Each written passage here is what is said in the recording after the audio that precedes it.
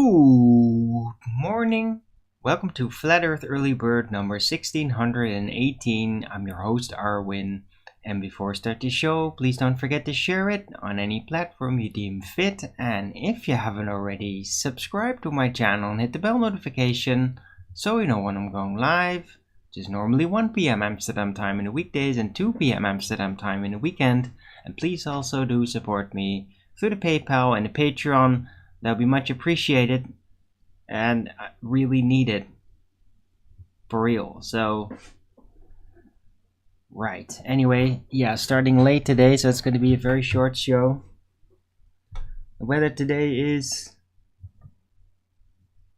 beautiful, but yeah, some clouds. One's in front of the sun right now. But it's still kind of warm outside.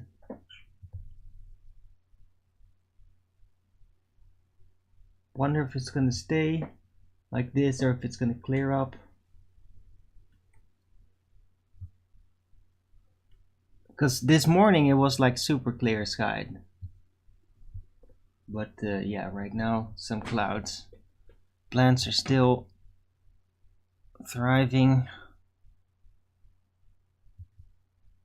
The water bowl from the birds was completely dry when I checked, and refilled it, of course. Hello, Fiber Oats, first in chat. Slow Mo Moonbuggy, good to see you. It is Thursday, the 1st of June 2023.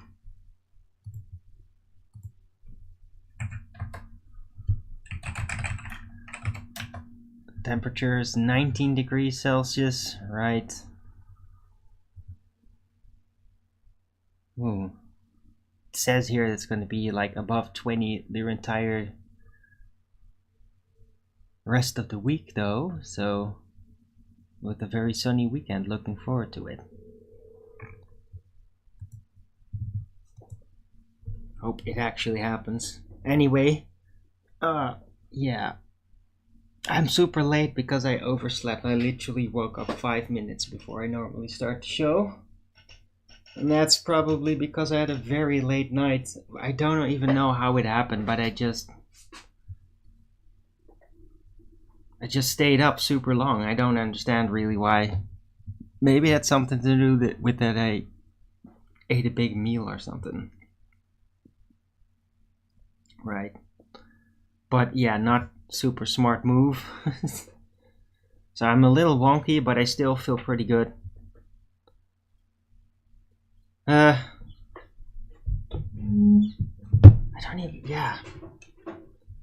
don't know, that was just an unexpected, like really high boost of energy. Maybe it's something to do with like the Rudolf Steiner stuff.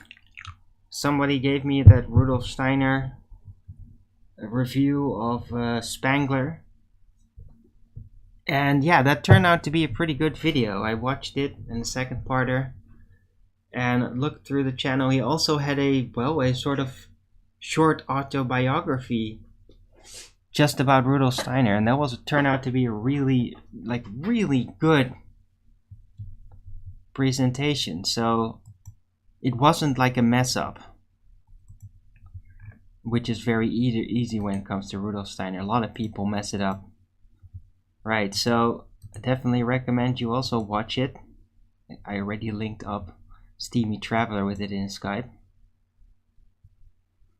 But, oh, Richard G, by the way. Yeah, this is that video. It's a very good video. It really helps summarize a whole bunch of things. Gives an overview, including of spirit cosmology. So, yeah, good stuff. Right, so the Flat Earth debates was also pretty good, I think. Danny Faulkner again. During the live show, that is.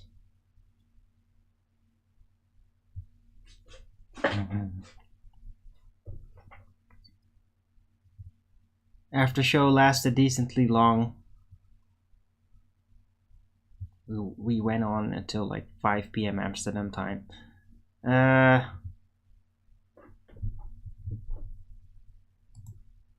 Right, what else? Yeah, no Owen Benjamin again. So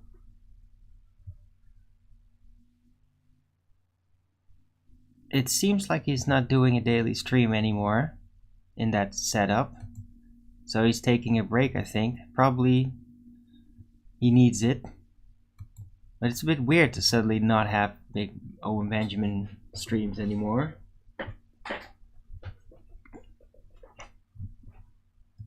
Last one was Monday, and the before that Friday. Right, but we'll see what happens. I'm sure he's going to be back. Let's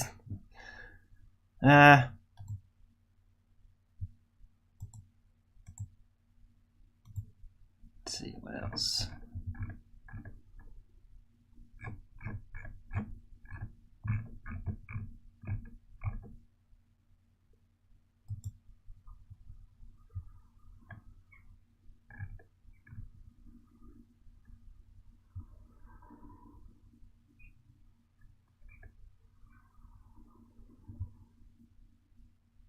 That was it?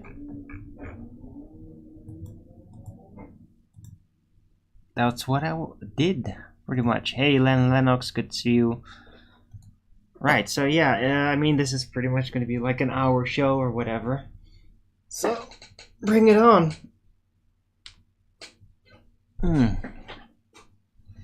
Got a fully intact Illuminati croissant here too. It's even still warm.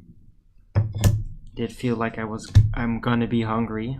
Not really hungry just yet, but I'm sure I will be.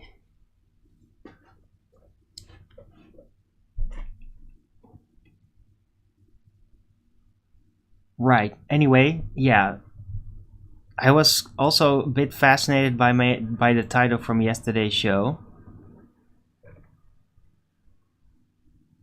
Good defeats evil, evil defeats force, force defeats good.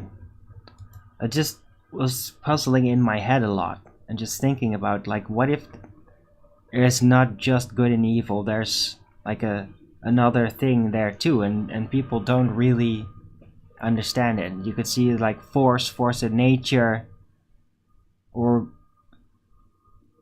the earthly perhaps. So not evil but earthly.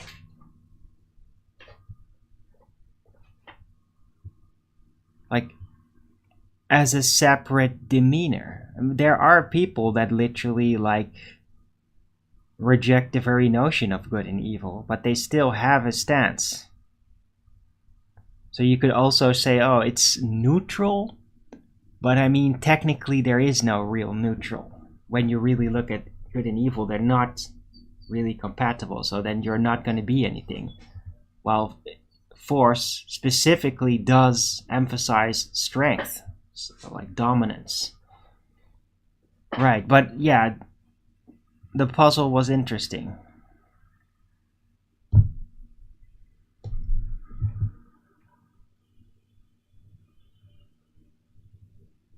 A sad loon coming down over the ocean. Okay. What? Yeah. No, but you can't post a link, Lennox. You don't have a wrench.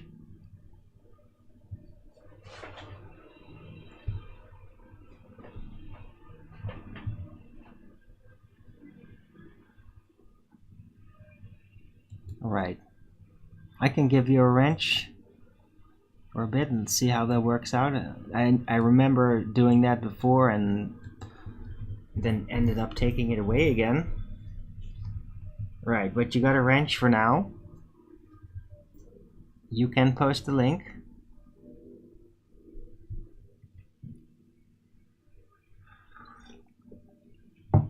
Alright. Let's see that.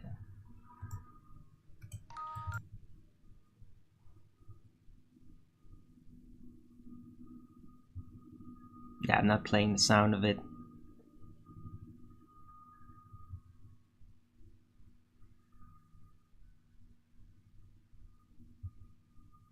Alien.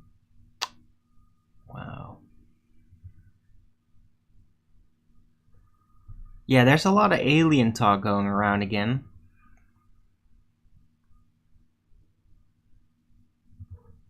I was playing some shorts yesterday night, and there was a lot of alien related clips that just happened to pop up in there.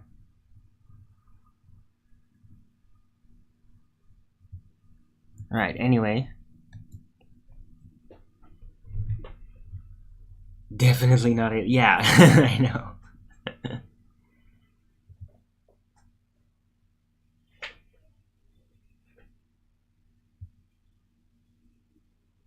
Hey, Dr. Utger, good to see you.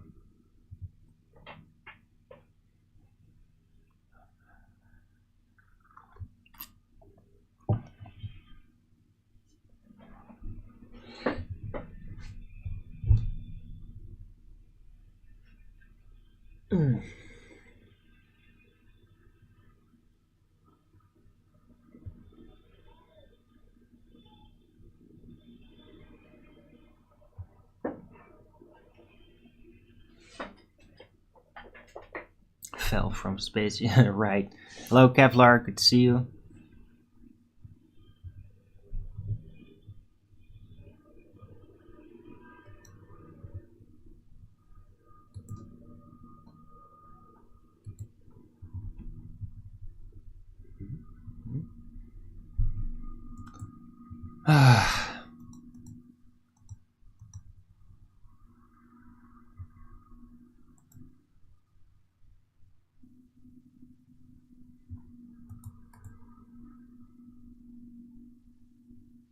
Hello, Luke Duke. You sent me that email, right? Yeah, thanks. It's good having you. Luke Duke's a new guy.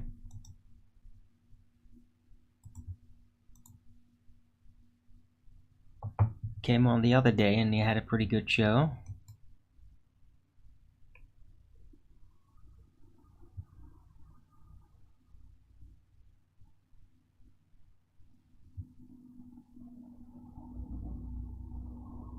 Right, seems like, yeah, the email you sent tells me that you're like very much into antiquitech type conspiracies and the mud flood and all that. So I take it you know about Martin Liedtke, who's been blabbering about that like for years. Ever heard of him?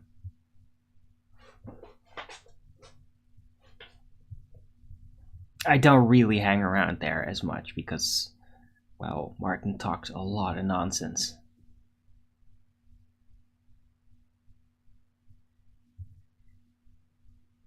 But not like in a negative way.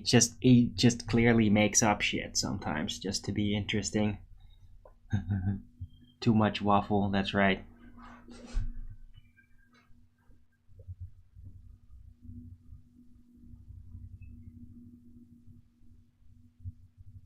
What's the story we taught?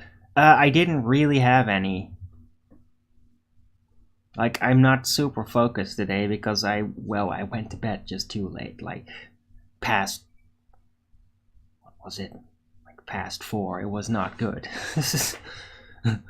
Shouldn't do that. But I just had this boost of energy and, like, my mind just wouldn't stop churning on the things that had happened.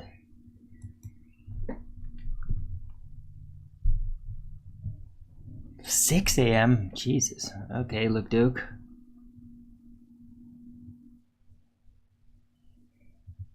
Wait, but where are you then? Because, like, you can't be American because going to bed 6 a.m. that would mean, like, right now.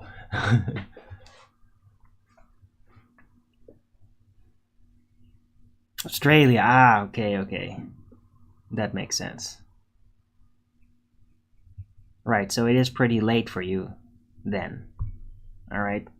Just please, whatever you do, please don't like show up drunk or something. Because this is still kind of a class thing, and there's a lot of people here that are. It's very early, so Like, unless you're Drunken Bullet, and then you have an exception because, well, every time he comes in, he does also, like, PayPal me. And he doesn't, like, spam my chat. Unlike some other people when they get drunk. Anyway, haven't seen Drunken Bullet in a while. Hope he's doing alright.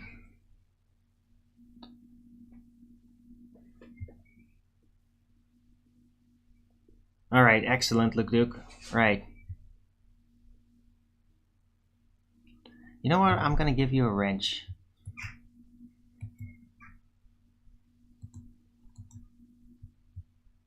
Then you can post links. Do mind the rules, of course. The rules are in the description box.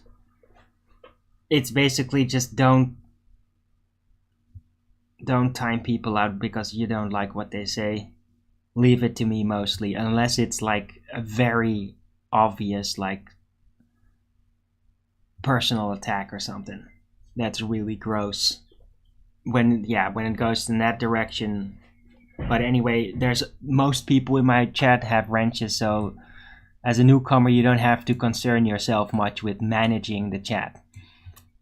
But you can use it to post links. Right. But yeah, good to have you here.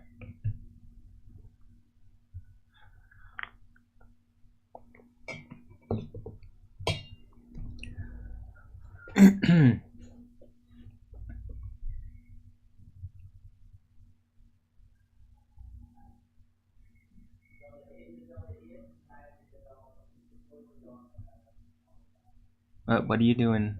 Google Drive?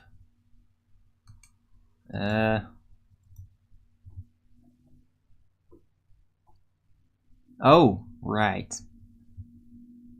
Yeah, that map. I have that map. I have it on my computer. I think. Do I? I did. Didn't I? Let me check.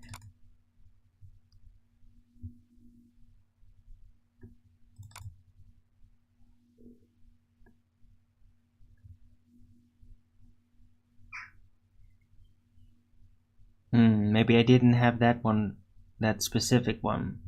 Thanks, I'll download it just to be sure.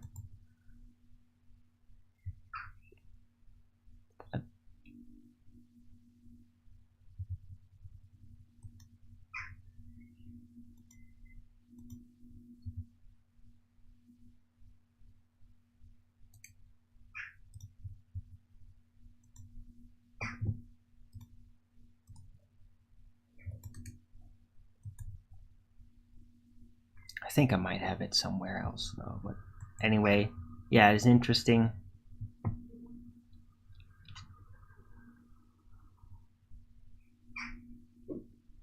Because it has this, like, that particular link, the link you gave with that map, it's weird because of the way it's projecting it.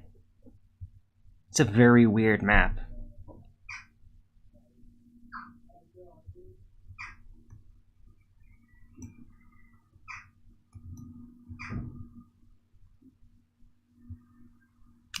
What? It's a Y2K. Why are you talking about Kepler?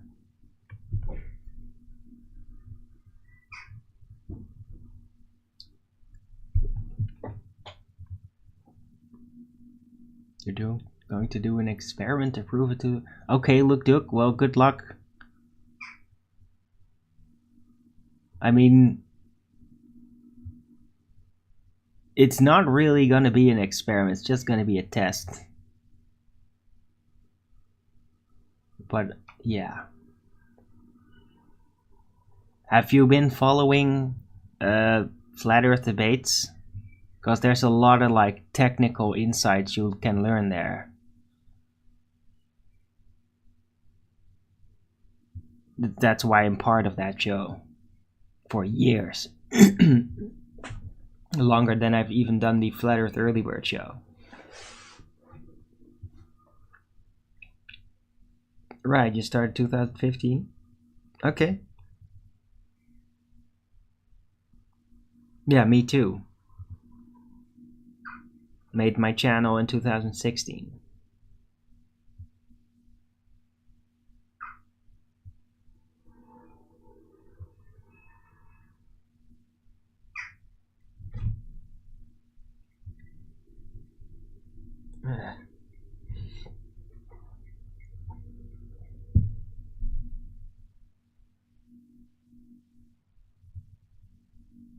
What? Okay, Len, I've never seen that one. But there's so many what generally be considered black swan photographs that prove that the Earth isn't the sphere of the geometry that is claimed. There's been a lot of them.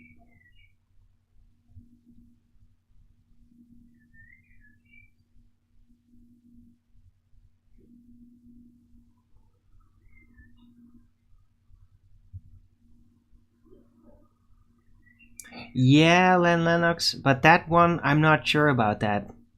The one Israel from Israel showing Crete, because I mean I looked at that video. I'm not the only one that's drawn this conclusion, but it looks really like it's just a cloud that just happened to be kind of like sitting there, and so doesn't look to me like that's actually an island that's obstructing the sun there. So yeah, but I mean, just the oil platform by itself was already a black swan. So, I mean, we had moments at the Flat Earth debates, like in 2017, where Ranty and Sleeping Warrior were going to Isle of Man all the time and doing beach filming and photography and all that. When we're trying to figure out the curve, right? When we didn't understand the curvature calculator and how it omits perspective and what it does. Before all that, there were certain pieces of footage where we thought like, oh, that we're seeing Ireland in the distance, but it wasn't Ireland. So it's not the first time that it would happen. So there's plenty of people out there, flat earthers, that make footage, black swan footage, and then they think, whoa, I'm seeing something even more incredible. But it's kind of wishful thinking. I mean, it's not going to be like something that's just easy to happen, to have like one of those multiple 100-mile type sightings. I mean, that's pretty rare to have the conditions around to be able to actually have that observation. So you shouldn't count on that. I mean, that such a thing should happen like completely by accident. Shouldn't like go out expecting to catch one of that, because you could be at it all year or longer and nothing would ever happen, right? Like that one footage, I don't know who made it. It's like years ago. We learned about it through the Jaren show, where somebody was filming like the sun, and then you could literally see a very distinct mountain in front of the sun, and that was at hundreds of miles away, right? And with that one, you're definitely sure, like, that's not a cloud, that's definitely a silhouette of a mountain, right? It was like a sighting in France or something. So there are those super rare, mega long distance black swan photos, but they're very, very rare. Because most of the time the conditions are just not there.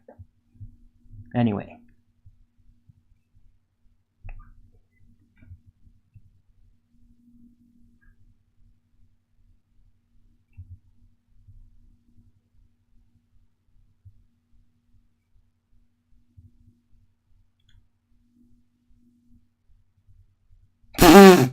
Yeah, look, Duke.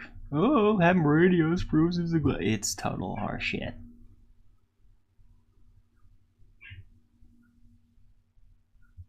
But not surprising, though. I mean, radio. Like, there's something with radio where from the start they were like active conspirators to prove the globe. It's really true. Television too, but it really started with the radio for some reason. And that's real. Like, that's more than normal.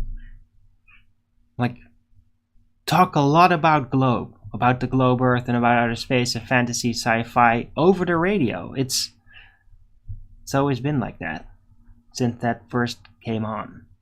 Radio, that is. So there's something about radios and globers.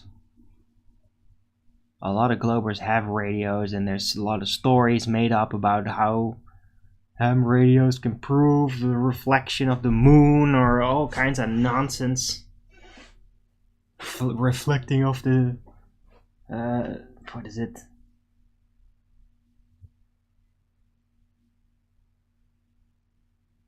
What did they say? The reflecting off the ionosphere. That's what they say. None of it makes sense. Like, oh, you can reflect stuff off the ionosphere, but you can also go beyond the ionosphere and have a reflection of the moon. Even before they installed the deflector, so that you could be able to do that.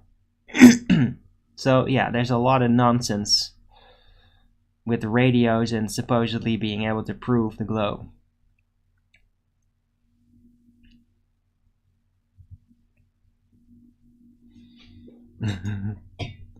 But it is very typical, isn't it? It's like you have two typical stories with radios, like, oh yeah, radio can reach so far because it bounces off the ionosphere.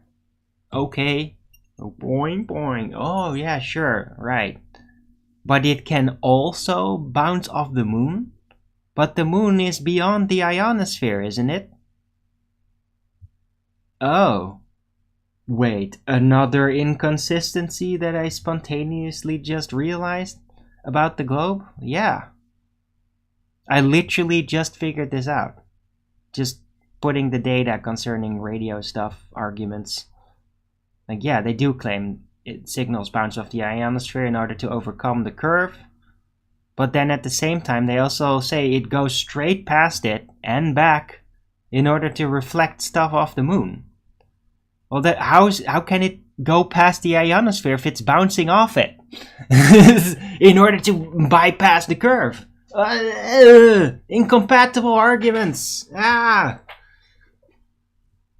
It's like, yeah, we need to work about some protection for the astronauts when they go through the Van Allen radiation belt.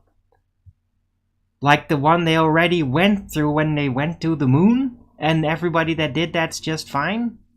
Yeah. And we can't go back there until we figure out how we can get through that Van Allen radiation belt without damage. Even though the original astronauts went through it, and they were just fine. Okay. It kind of is like that.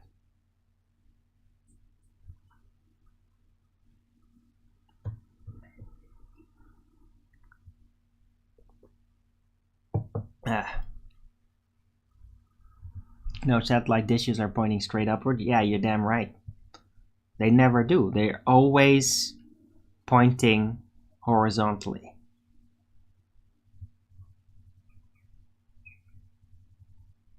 Like 45 degrees is like the steepest angle you would find. And a lot of dishes just go straight horizontal.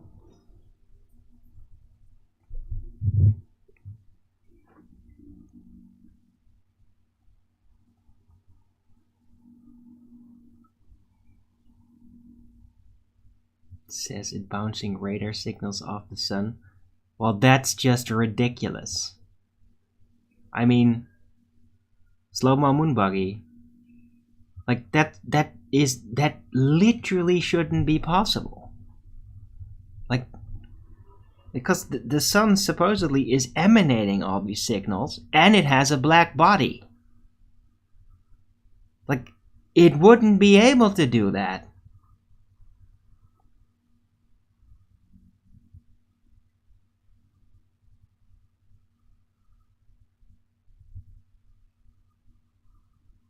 That's so bizarre.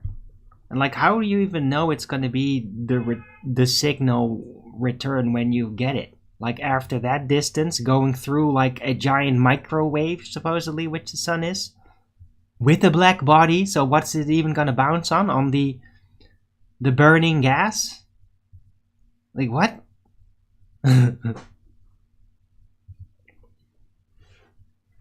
A black body? No, but that's what they claim. They claim the sun has like a black body, things that reflect off it. And there is like some weird spooky mystery stuff about it too, right? Because it's like, oh, the sunspots. It's like, whoop, and then there's this hole, this black hole.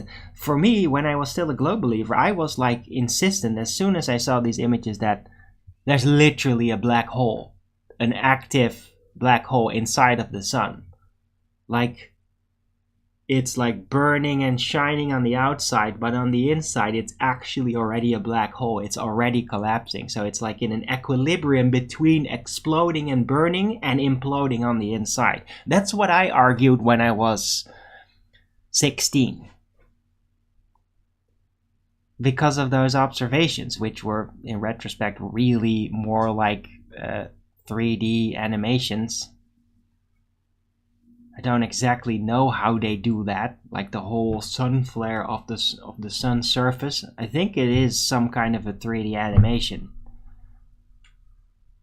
when they show that kind of stuff. Like, it doesn't really look like that. A coronal ejection based on actual footage with a real analog camera of the sun. You never actually see it through that. It's always presented in animation.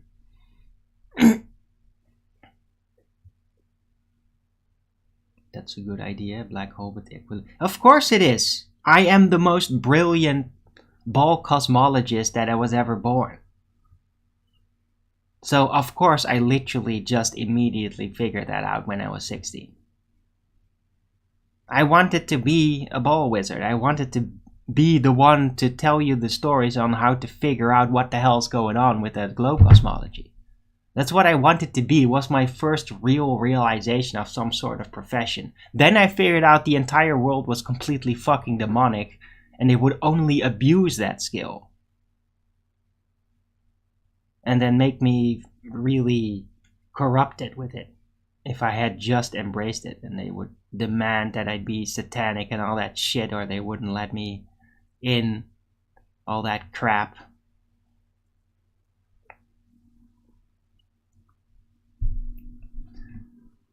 But yeah, I mean, of course the sun, probably every sun, has a black hole inside of it that is in equilibrium with the explosive nature of the sun, which it is claimed to be. A hydrogen continual explosion. So it's exploding. The sun would basically be like a peel, an exploding peel of light and hydrogen energy. And then on the inside is where a lot of this explosive force is absorbed by a relatively small black hole that's really visible on the inside. With the coronal ejections, the sunspots, you'll get to see the black hole aspect of inside the sun. And it probably balances out why the sun literally doesn't explode. Like literally boom! Right? I mean, the black hole on the inside sucking on the explosion probably keeps the explosion going without the sun literally just boom, blowing up. So that's my heliocentric cosmological idea about what's in the sun. Right? Isn't that just interesting? So support me.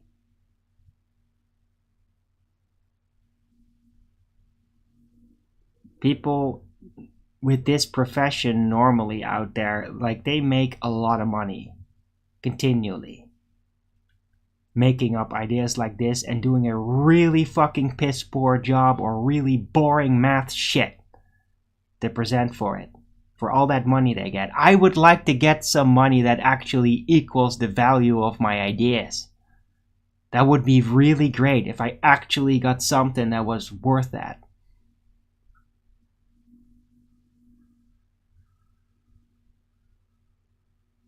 Instead of just, no, you just don't get anything, and whoever's floating around up there in league with Satan, they can eventually just rip whatever idea from me they see fit.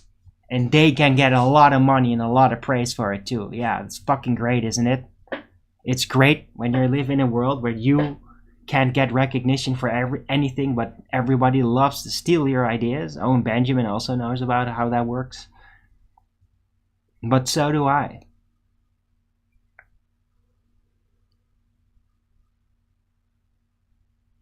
People will, but I don't really want people to listen to me. I just want to be properly compensated for the quality of my activity.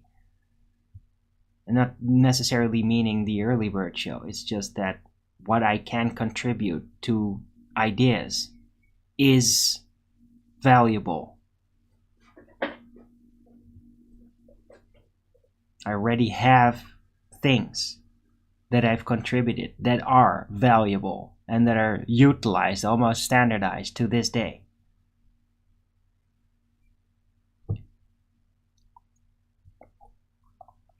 Flat Earth ideas are worth money?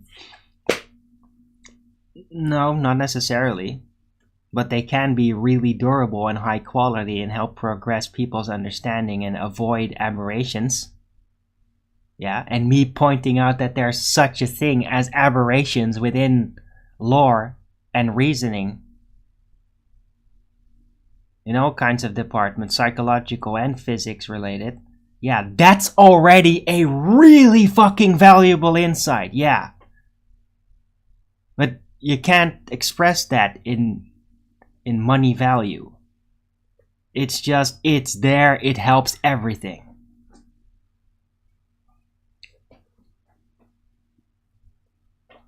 Right? But hey, I got globe ideas too. It's just, I don't get anything for it.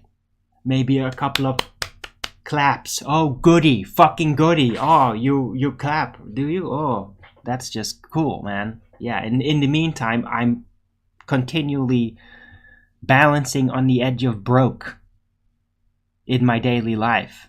And that sucks.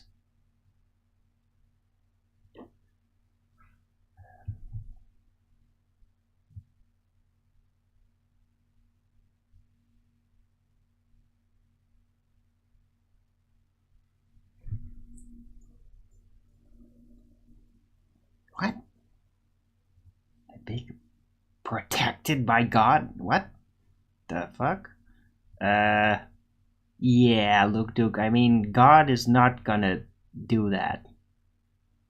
It's our struggle. You could say it's a sacrifice to God that we do this struggle. We suffer for the truth, because the truth, when it's actually worth something, always causes you suffering, and nobody's going to be thankful until much later. That's how it works. That's the universal Murphy's Law or something in that direction. It's just how it works. And hey, you want to be effective? Well, then you suffer for it. You want to be popular and rich? Well, you just have to become a useless piece of shit and just as retarded as everybody else, so that everybody else resonates with your retardation and then throws money at you because they're retarded, right? So you can choose either way. You can be popular and fucking retarded and even get money for it, or you can speak the truth and then have everybody avoid you and resent you and be jealous of you. It's not a very appealing choice, is it?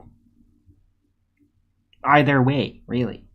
But I definitely chose truth. I chose to suffer because I thought, like, no, I have a pretty good talent to sit through suffering and even learn from it. I have a pretty good talent at being alone since it's been most of my life.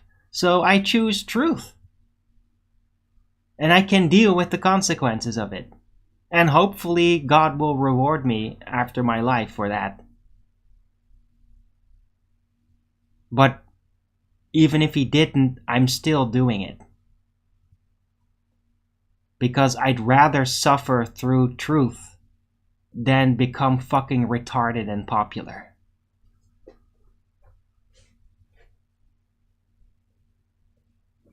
But I don't like being poor. That's the one thing that I really have trouble with. Because money issues give me anxiety. They just do. And anxiety disrupts the quality of my activity. So there's a bit of a feedback loop there. I need support. I'm not specifically talking to you, Luke Duke. I'm just talking in general. I need support. Things are fucked up expensive out there. My rent has gone up. Food prices have gone up. There's been some compensation from the government, but I mean, it's barely enough to stay afloat. All that vacation money I had, it all went straight to bills. Bills from that I couldn't pay because I needed to eat. Just so you guys know, I am actually effectively poor. Now, poor in the Netherlands is really not that poor. But, yeah, it's not like I could just go out and do stuff whenever I feel like it. Because I just don't have the money for it at all. I have to really think carefully every time I make an investment in anything other than food. And even in the food, I have to be very careful what to pick.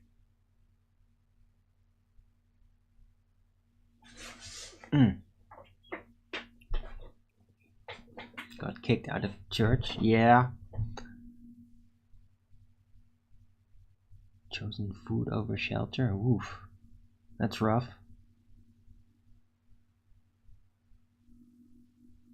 Yeah, that's right, Kevlar.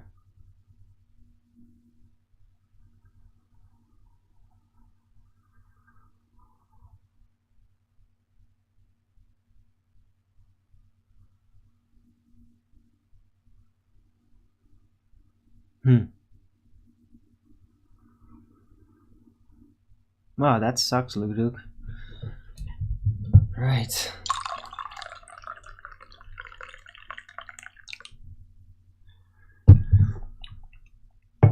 But yeah, I mean, I've been having a couple of great shows. I've been doing pretty good recently. But I mean, where's all the money gone? I used to get a decent amount of support. Like, it would be like spontaneous, like where the hell is my support? And then suddenly everybody throws money at me. But where has it been, guys? Where has it been?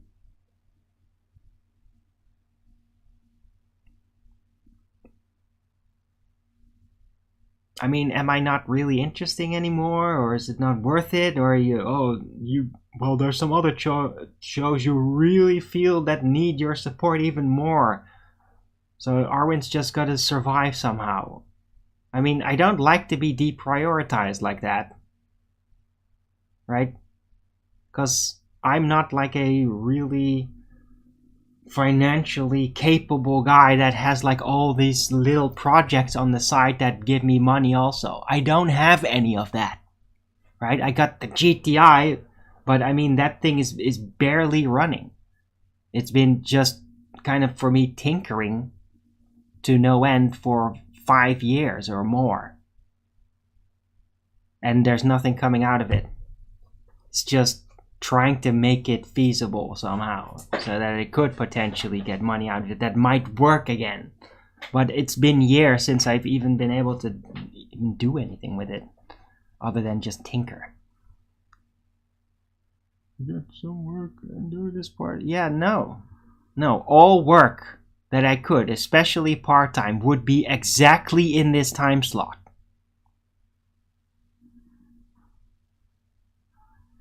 It doesn't work. And even if I got something part-time, guess what happens?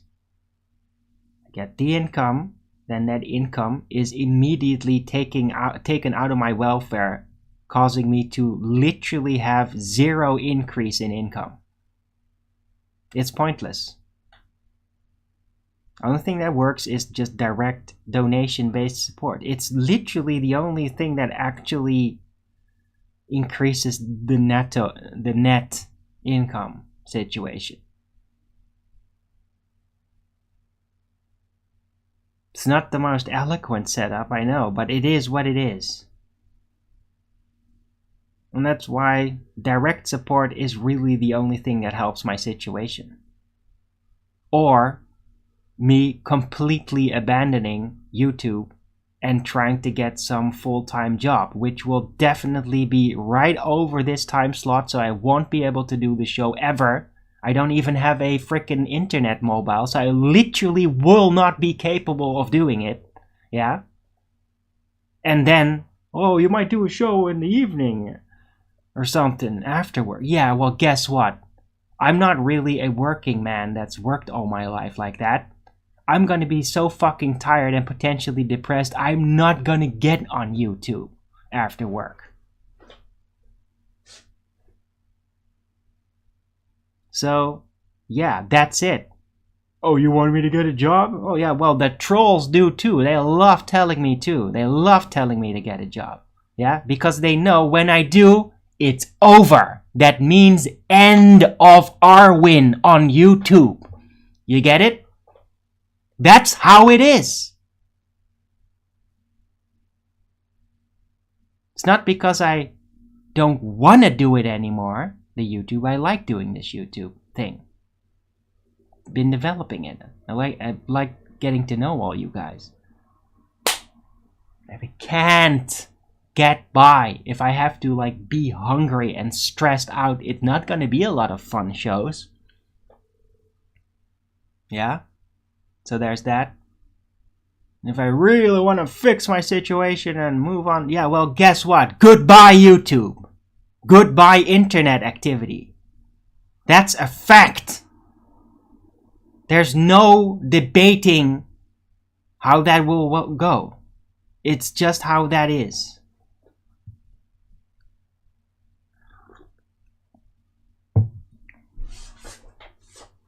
You can do whatever you want. Yeah. Well, that's what I used to think too.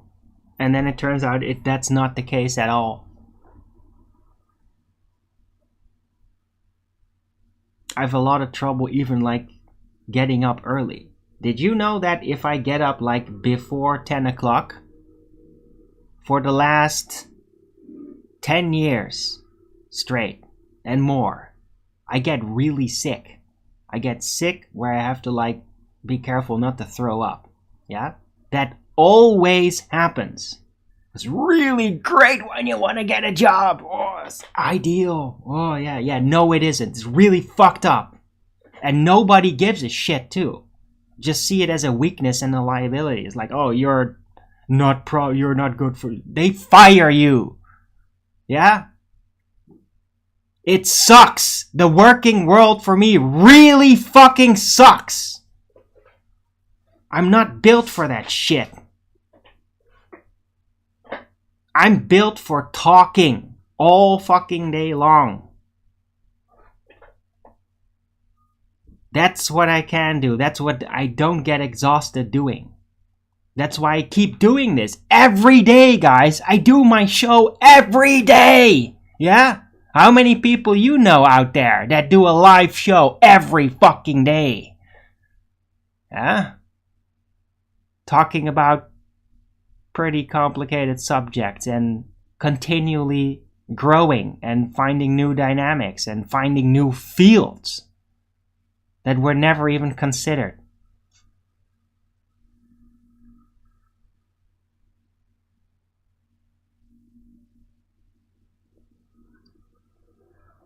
What time do I normally go to bed? 2, between 2 and 3, usually. It's not the most ideal. The ideal is like going to bed at 1. But it's very tough. Because there's a lot of distractions at that time.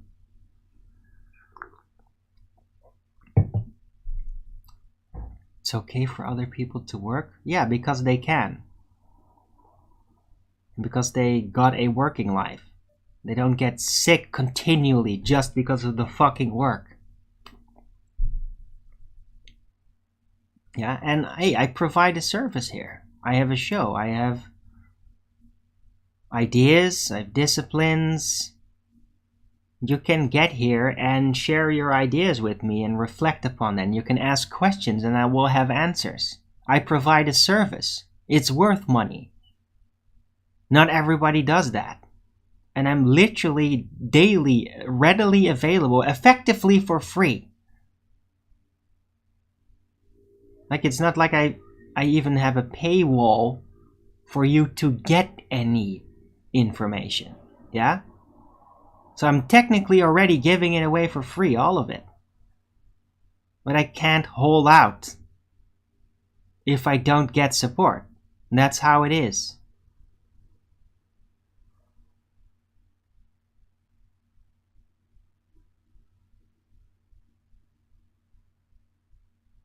Yeah, oh, that's very nice of you, Oz. Oh, yeah. Oh, well, that's really cool. Or I could just get some support and not quit the show.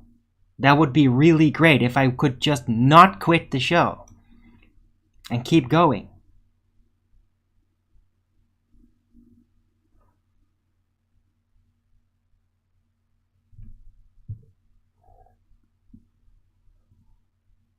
Oh, okay, Luke Duke. Thank you for that. I really appreciate that gesture. Make sure to use the check if PayPal works and everything.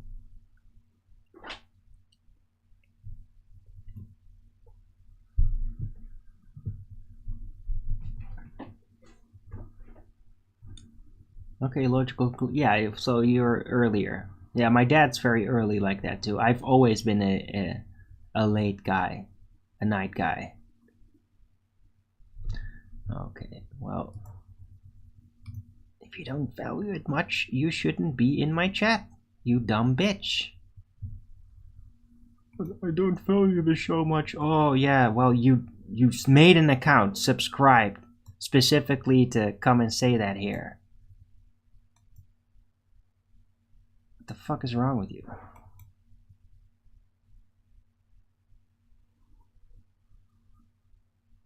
Got no PayPal. Lifetime ban? What the fuck? Any other ways? No! Patreon, perhaps. Yeah, I know it's a troll.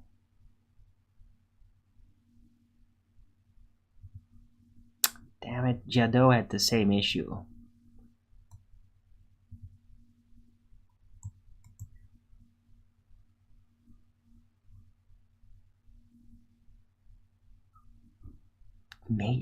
It is, Kevlar. Don't worry. I know it is.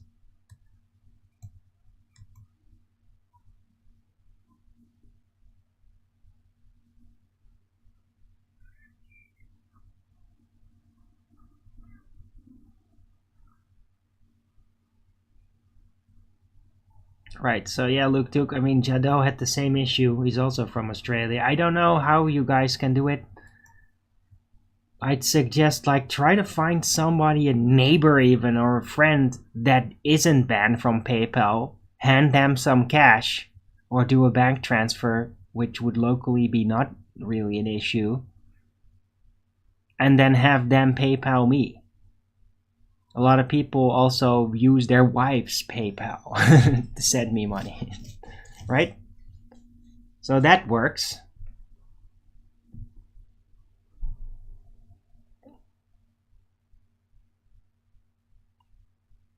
Like, for example, Godzilla sends me PayPal sometimes using his wife's account. A lot of people do that for some reason. It's kind of weird.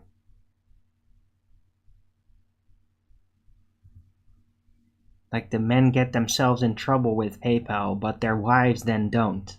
So they use their wife's account for that stuff.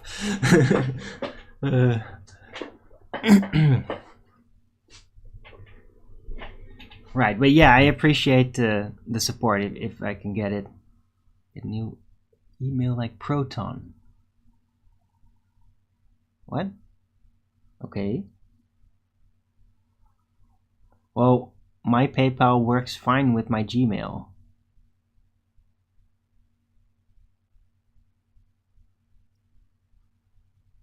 Right, and the problem with PayPal is if they ban you, eventually they will demand your phone number. So unless you're also willing to get another phone number, you know,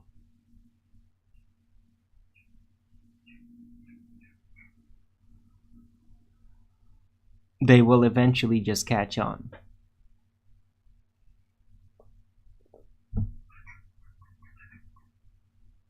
It's your... No, Godzilla, it's all her money. You don't own anything. She owns everything. You're lucky that she allows you to use her PayPal account.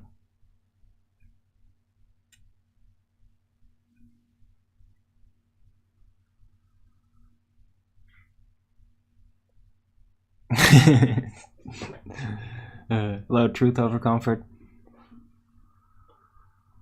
Gmail link PayPal didn't work. That's weird. But yeah, Proton Mail. I've heard good things about Proton Mail. I might at some point get a Proton Mail account. But yeah, you could try that.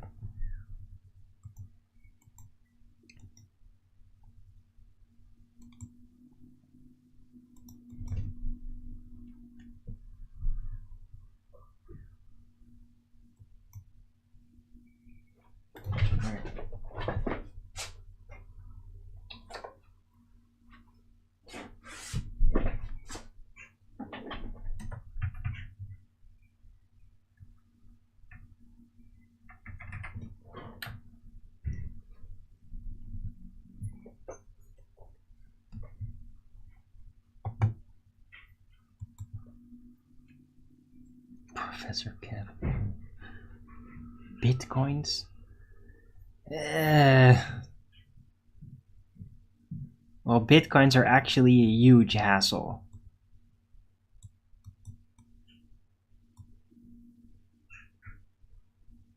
And in my country, they also get taxed and shit. So, I could potentially, but it would be a huge hassle. It would definitely be not a quick way to get money, if you know what I mean. And I know for a fact that in general, when you try to cash in Bitcoin for actual money, you usually, like with most cryptocurrencies, end up losing a big percentage of it. Just as stupid fees. They squeeze everything out of it once you try to cash it in. So I'd prefer to avoid that, if possible.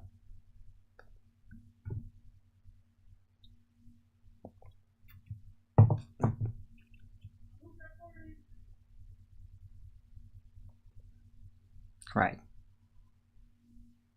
So, I mean, if you have Bitcoin, you could transform it into money and then send that through PayPal. That would be fine. Anyway, I really appreciate the goodwill. Thank you guys.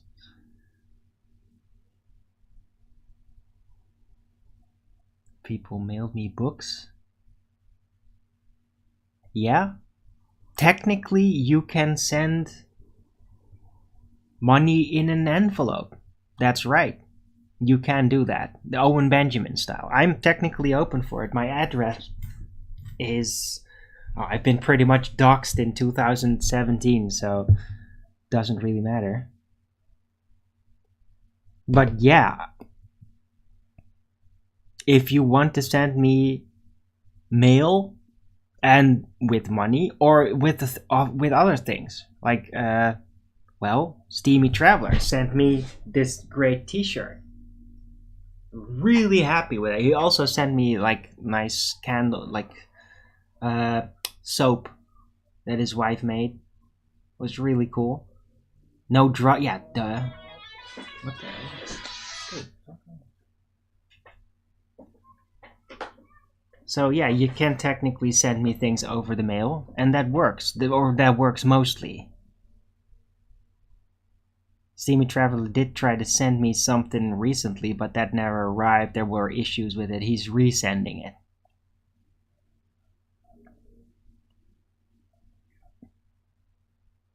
But yeah, you could try sending things over the mail. But I mean, if you're gonna send it all the way from Australia, that might be a lot of hassle and risk. Send the funds to this email. Yeah.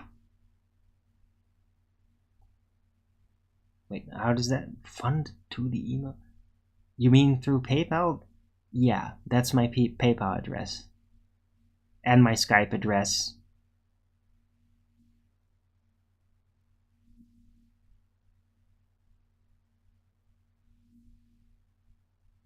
Too easy? Okay.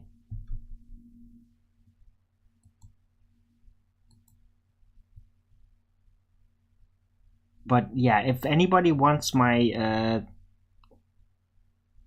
my mail address, for packages and all that, then I prefer you contact me on Skype or through email. I mean, you can do it through the email too. You can email me, and then because I'm not just gonna like literally post my full address here, but I'll give you my address so you could send me mail. I'll do that, fine. Just ask me over email or Skype.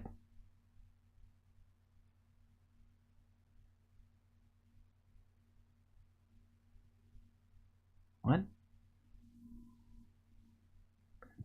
Southern Cross is used to navigate south of the equator. Don't hear FED talking much about it.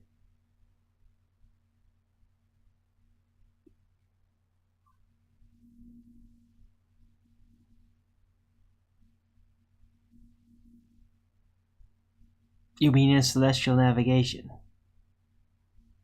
Right, well, yeah, why would we talk about that blue-pilled evolution? I mean, that's interesting, but it's pretty much the same conception.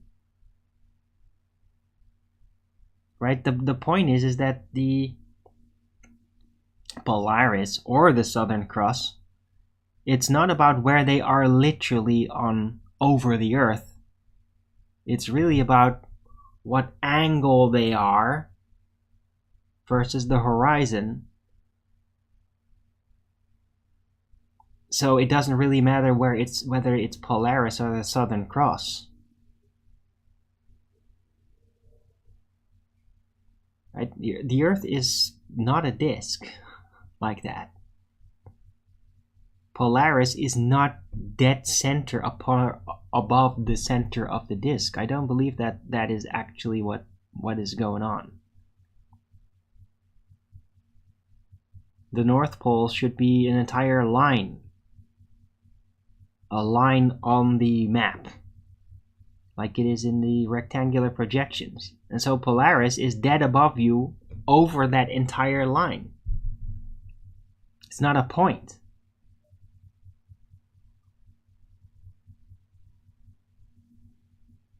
The grid in the south is inaccurate? That's interesting. Yo, you won't charge me for any of the financial... What the fuck? Okay, that's very funny there, Kevlar.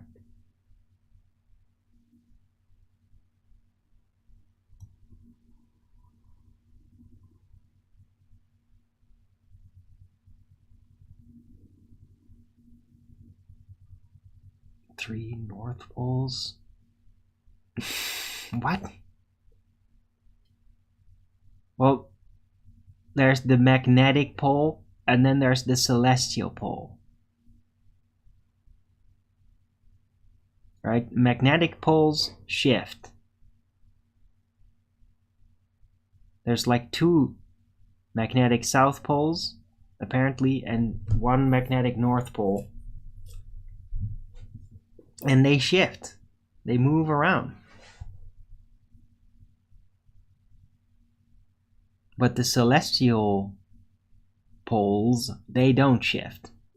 The stars don't shift in relation, like the way the celestial sphere presents itself doesn't shift in relation to the land. It's always the same setup.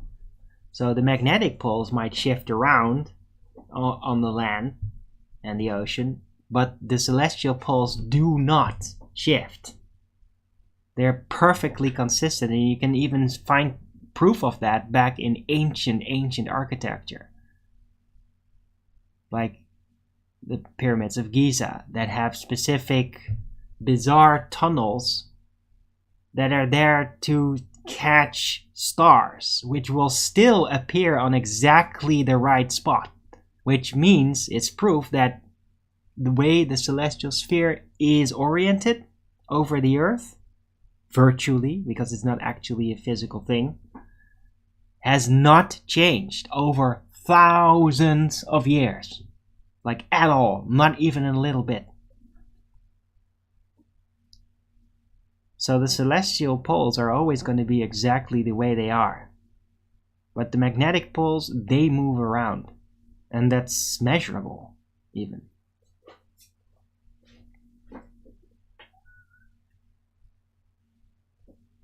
Can I explain about the line more? Well, the line it's basically a conception of what the Euclidean setting for the realm is.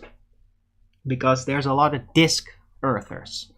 They believe the earth is flat, but they also believe specifically that it is a disk centered around the North Pole point. And they have all these myths they draw into it, the magnetic mountain, and it has to be a disk because the magnetics would then work out, according to them.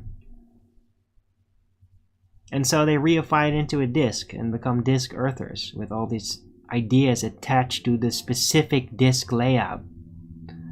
But there's problems with the disk layout, because if you're going to take a disk projection like that, you'll find out that there are scale inconsistencies.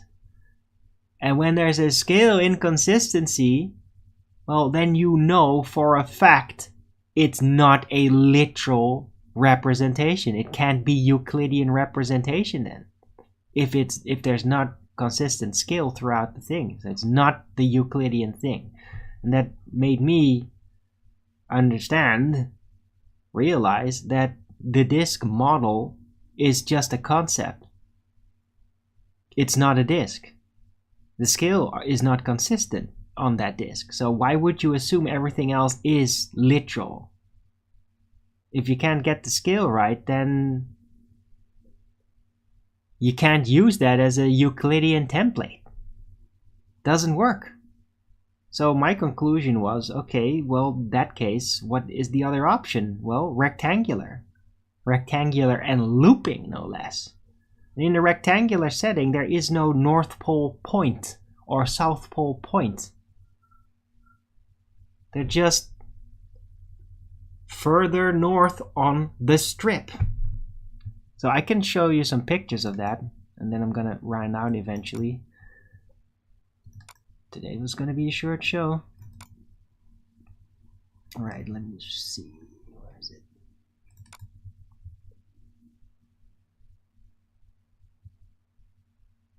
Yeah, let me show the antiquator.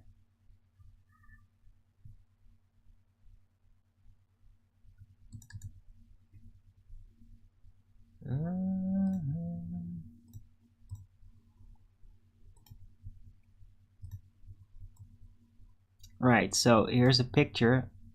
It's a side-on picture of the Earth, sketch, from outside of the loop. So I roughly drew like the continents. It's very sloppy. Hopefully you'll recognize it. There's the equator, the center, that's the equator we know, as a straight line looping in on itself. And then there's the antiquators, which would be the north and south pole, but they're not points because it's not a ball. It's not a disc either with the North Pole point and the South circle. It's straight lines. And this is how they would present themselves on a side-on view, watching the Earth from outside of the loop, which is technically impossible. But it's a drawing. But yeah, over the antiquators in this diagram, the Southern Cross would be directly above you at all this length at the antiquator in the south. And Polaris would be directly above all the span of the antiquator in the north. So I hope that explains it. Do you understand now my point about the straight line instead of point? Luke? Enoch said the sun goes through portals. Yeah, well, that it's funny because the sun is a hologram. It doesn't actually need to go through a portal. But if you would reify it into physical reality, into a physical object that has a position, though, then it would have to go through portals because it literally disappears and then reappears on the other side. But it doesn't actually have a position, though. It's a hologram, a non-local hologram. But the realm itself, if looping, is in a portal. Or by modern heliocentric terminologies, astrophysicists, you could say the realm is actually stuck in a wormhole. In a Trainman station from the Matrix 2 loop, which could be technically considered as a wormhole by astrophysicist conceptions, which by the way are all nonsense. All conceptual, nothing about is actually proven. But they would conceive of a looping realm as like, oh, that's like a wormhole in space and it loops in on itself. So it's a never-ending tunnel. Well, that is a likelihood that the realm is actually like that. And this is a sketch representation that I made, by the way, in 2016. It's that old. Like Pac-Man. Yes, like Pac-Man.